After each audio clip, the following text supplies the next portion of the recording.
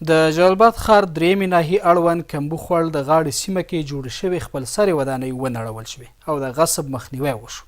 د جلالباد ښاروالۍ سرپرست انجینر حکیم الدین عمرخیل وایي نن د شنبې په ورځ د ښار د درېیمې ناحیې اړوند کمبوخوړ سیمه کې هغه غیر قانوني او خپلسرې ودانۍ او د ودانۍ لپاره جوړې شوې سنګکارۍ ونړول شوې چې د ښاروالۍ پر ځمکه آبادې شوې وې. ښاروال زیاته کړه یو تن چې یاده ځمکه غصب کړې وه غوښتل چې د خوړ د اوبو د وتلو ځای غصب کړي چې په وینای دوی ورته پخوا هم خبرداری ورکړی و چې د یادې ځمکې له غصب نه ډډه وکړي ځکه د بارانونو او سیلابونو د راوتلو په وخت کې به د درېیمې ناحیې استوګن زیانمن شي او ښار به د تخریب سبب سره مخ شي. په ورته وخت کې د جلالباد ښاروالۍ مسؤلین وایي د خپلسرو او غیر قانوني ودانیو او غصب مخنیوي دغه کمپاین به تر هغې دوام ولري څو په ټولو هغو ځمکو باندې چې د ښاروالۍ اړوندي او غیر قانوني او خپلسرې ودانۍ پرې رغول شوي دي ونړوي.